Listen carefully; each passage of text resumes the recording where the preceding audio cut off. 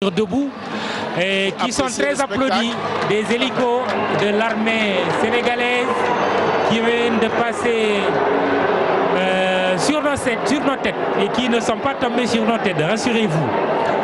Et là c'est un avion probablement de l'armée sénégalaise, les couleurs nationales, le drapeau national, donc comme empreinte sur cet appareil. Et puis il y a 3 autres appareils qui sont en train de s'amener. Abdoulaye Cissé, on va commenter ensemble les images. Hein?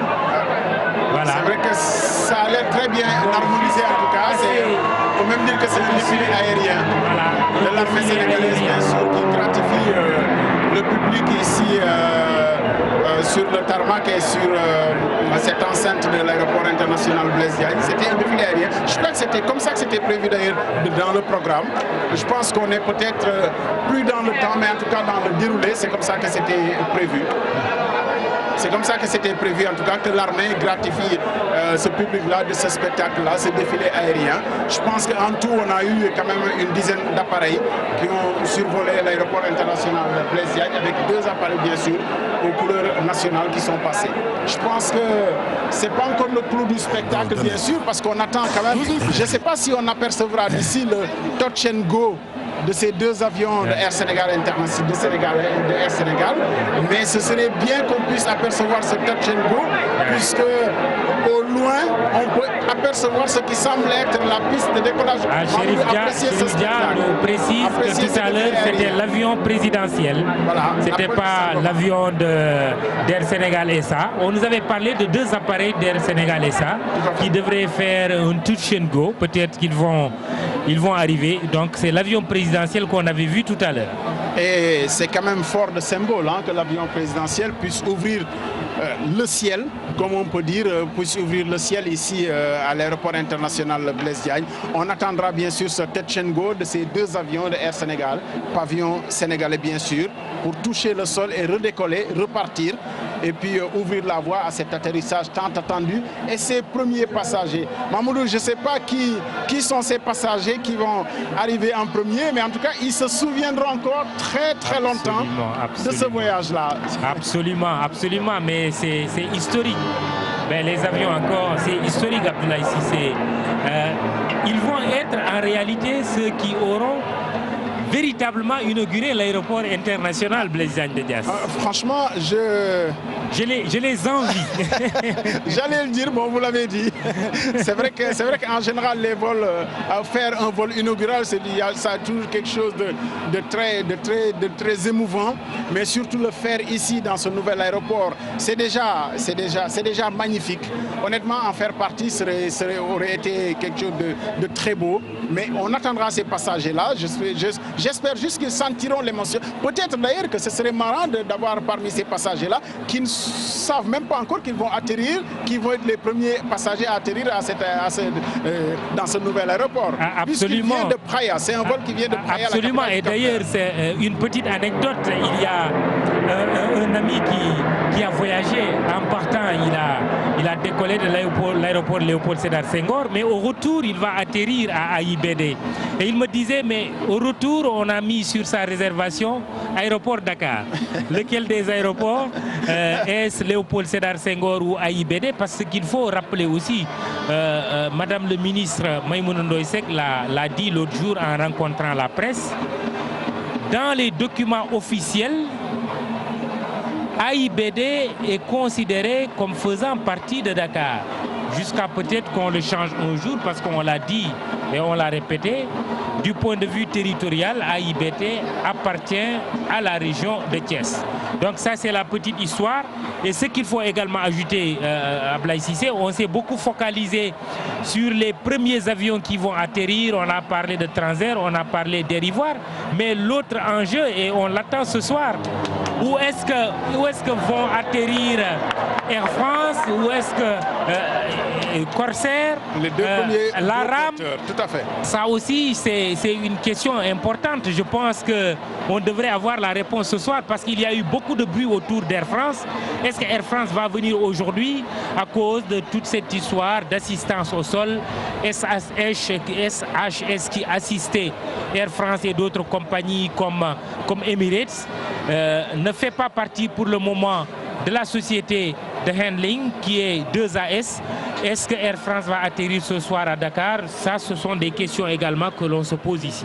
Et puis l'enjeu même d'avoir ces premiers gros porteurs, parce que c'est peut-être plus facile pour les contrôleurs aériens, pour ceux qui font de l'assistance, de peut-être d'assister un petit avion qui arrive avec voilà, un petit avion qui manifestement est plus facile à assister plutôt qu'un gros porteur. Je pense que l'enjeu aussi, il est là, d'assister. Nos interlocuteurs sur RFM ce matin le disaient, cet aéroport a la capacité d'assister 7 avions en même temps, ce qui n'était pas le cas de Léopold Sédar Senghor. On a tous eu cette expérience où on arrive en vol plané au-dessus de l'aéroport, où on nous dit on reste en vol plané parce qu'on attend que tel avion dégage la piste. Ça ne se reproduira plus je m'y perds, j'allais dire à Léopold Sédar Senghor, mais ça ne se reproduira plus théoriquement à AIBD, puisque l'assistance est prévue pour 7 avions en même temps. Bien sûr que ce ne sera pas toujours le cas, ils ne seront pas toujours 7 à avoir besoin d'une assistance, mais c'est la capacité d'assister 7 avions en même temps avec différentes opérations, de juste atterrir et de dégager la piste d'atterrissage et d'aller ce qu'ils appellent, je ne sais plus c'est quoi le terme technique, mais en voie de garage en quelque sorte, pour les avions qui sont en transit et qui... Mamoudou, je crois que...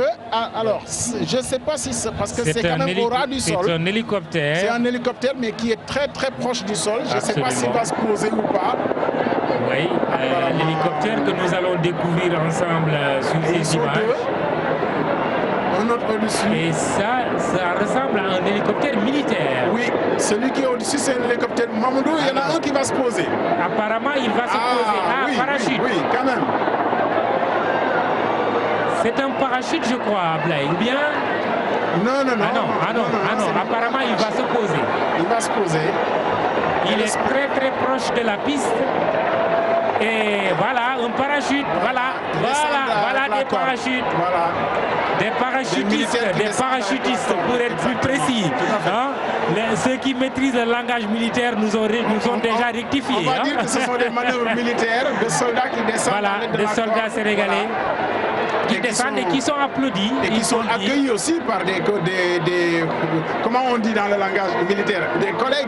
Absolument. Peut-être les anciens enfants de troupe devraient prendre le micro. Abdoulaye Cissé pour nous commenter ces images de ces parachutistes qui viennent donc de se poser sur le sol ou le tarmac de l'aéroport. J'en ai compté une bonne quinzaine, Mamoudou. J'en ai compté une bonne quinzaine, c'est vous dire que même les hélicoptères militaires quand même transportent du monde et c'est pas fini. Apparemment, ça ressemble à des manœuvres consistant à se positionner tout au long de la piste de l'aéroport. Tout à fait. Cela a également un volet sécuritaire. C'est peut-être une démonstration justement de tout ce dispositif de sécurité. Et vous voyez l'autre hélicoptère qui tourne autour comme pour sécuriser, ceux qui sont en train de prendre position sur la piste. C'est l'autre hélicoptère qui tourne autour. Je pense que la sécurisation se fait mieux quand on est au-dessus pour sécuriser ceux qui sont en train de descendre et qui prennent possession de la piste en tout cas.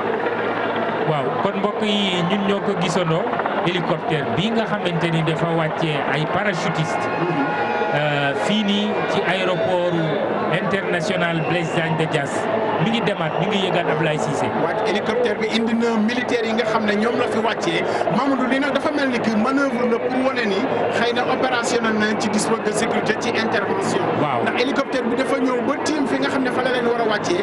largué benn buum militaires yi ci buum bi lañ jàppandu wàcc Mamadou xam naa ni maag yow du ñu mën a wàccee même distance bi bu dee soriwul. dana jafe pour ñu langaamu ci buum gi rek wàcc mais ñoom entraîné nañu ko def démonstration bi te gis nga seen position. dafa mel ni dañuy wane ni. ci position lañ nekk maanaam ñu woo leen intervention. ñu jël position xëy na pour wàllu te gis nga. ñaara ngi ne di daw ci wàll.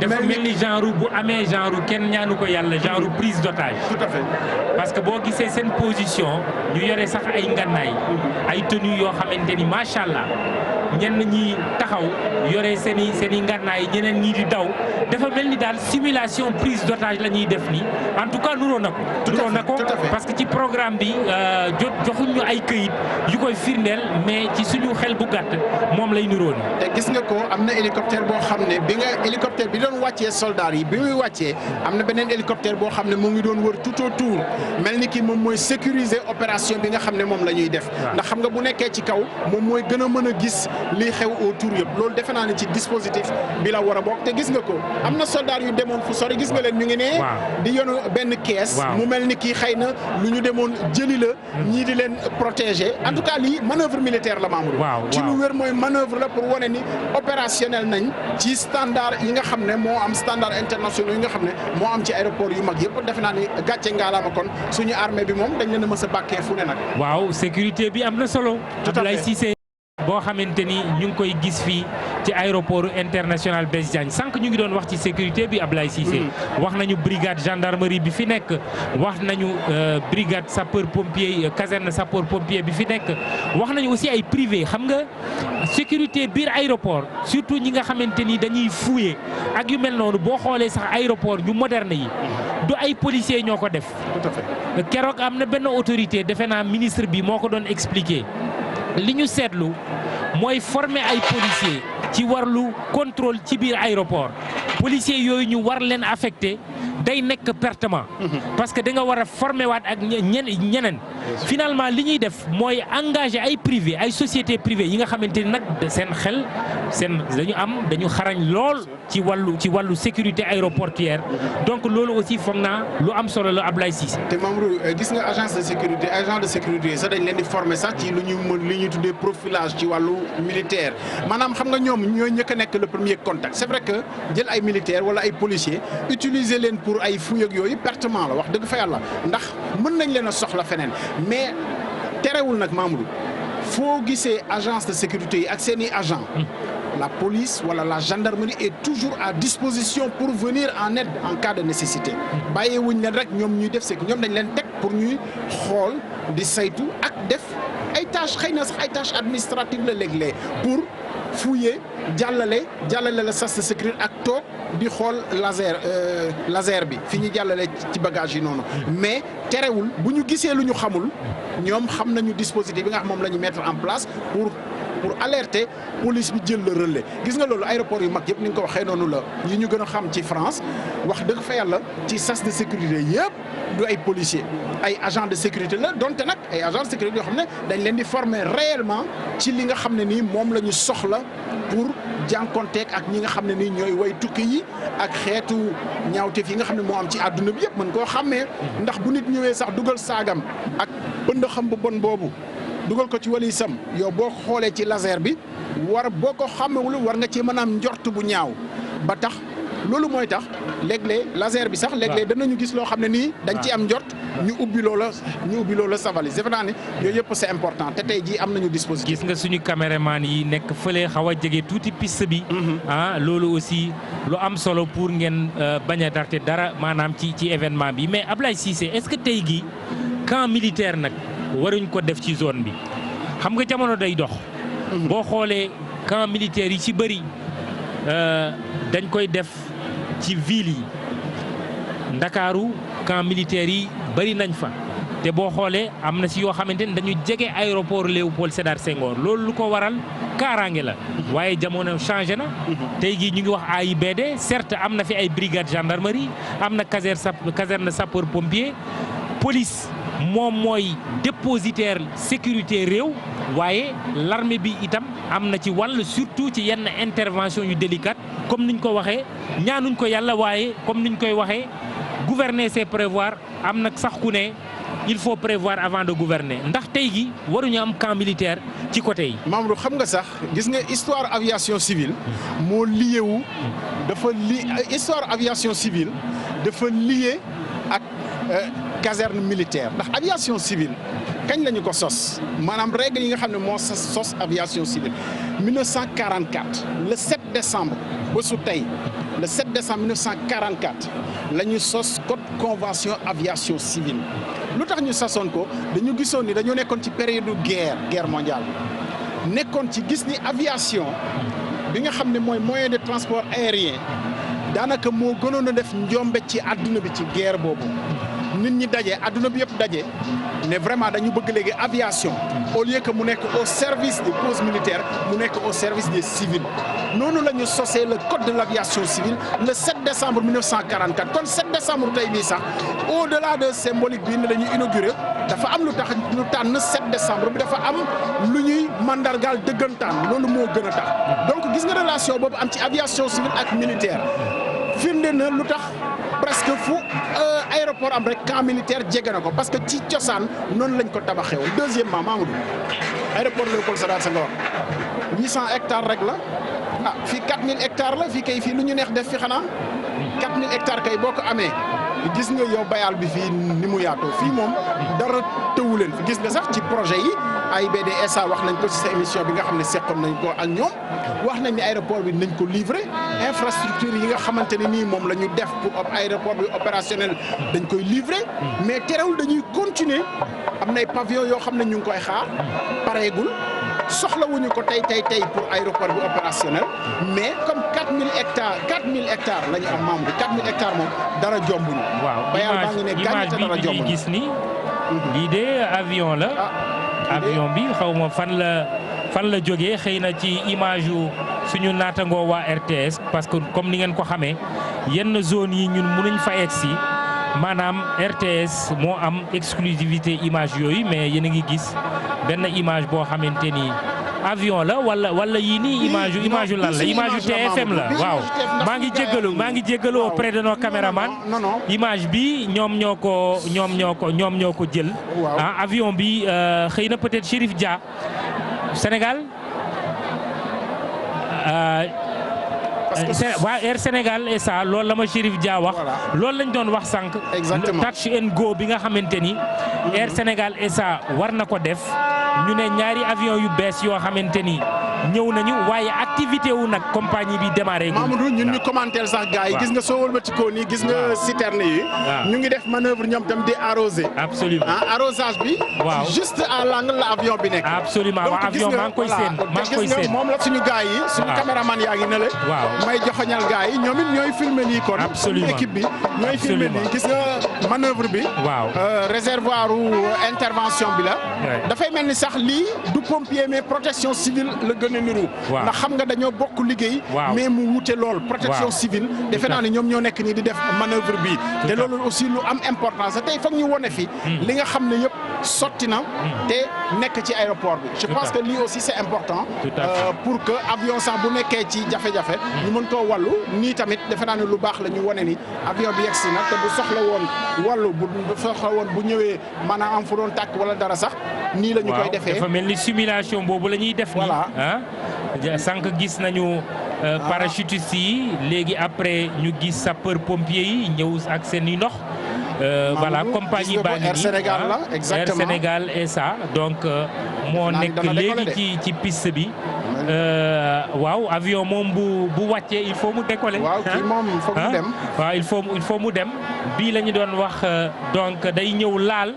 demaat defe naa opération boobu la ñuy gis ni Abdoulaye Cissé donc nag bu ñu dellu see ci événement bi inauguration aéroport international Blaise Diagne de Diass ñu ngi fàttali woon sànq njiitu réew yi nga xamante ni teewe nañu fii ci wetu président de la République Macky Sall njiitu réewu Gambie Adama Barrow bu Guinée-Bissau Mario Vaz ak bu Gabon Ali Bongo Ondimba.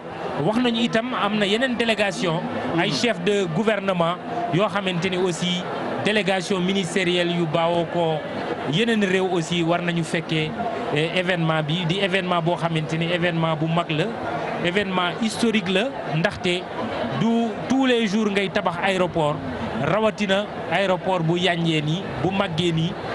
léegi nag am na question boo xamante ni provocation laa lay posé.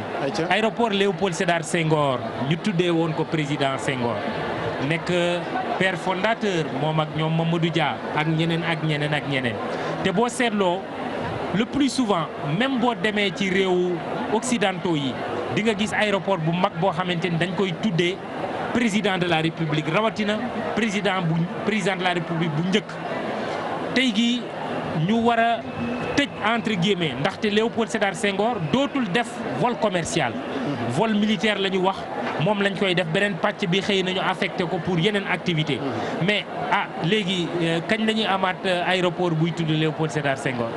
defe naa ni xam nga nag boo xasee ba tuddee ko aéroport defe naa ni xëy na mën naa des sax tur bi foofu mun naa des bu ñu ko tuddeewul bu ñu même bu activité bi changé tur bi wax dëgg fa yàlla y a pas obligation changé ko mun naa des ndax quand même moo fi nekkoon donte sax aéroport bi te aéroport dañ ko confier militaire yi pour ñu gérer ko mais aéroport bi dafay des pour di dalal yenn avions yi ak surtout les avions privés maanaam. mais dootul am bayre bi mu amoon. ala kulli àll kay léegi kay léegi sama gars yi di cokkaasee waa Dakar rek. naan leen da ngeen yaakaaroon ni Sénégal Dakar la yem léegi nag ñii dañuy wàcc rek ne fes dem Mbour. ñii dañuy wàcc fii rek ne fes dem Thiès waa Dakar yi kay léegi ak ñeneen ñi ñoo gën a sonn mais loolu yëpp xam nga coono bi dina wàññeeku parce que quand même autoroute à péage bi ku ne xam na ni yombal na trop dem bi ak dikk bi. ba ci ñiy liggéeyee à l'intérieur du pays. di fanaan seen kër Thiès Sébikotane Mbour di xëy di dem liggéeyi Dakar alors pour revenir à la question wax dëgg fa yàlla tur bi mën nañu ko bàyyi parce que gisuma boo ko dindee da nga koy tuddee keneen.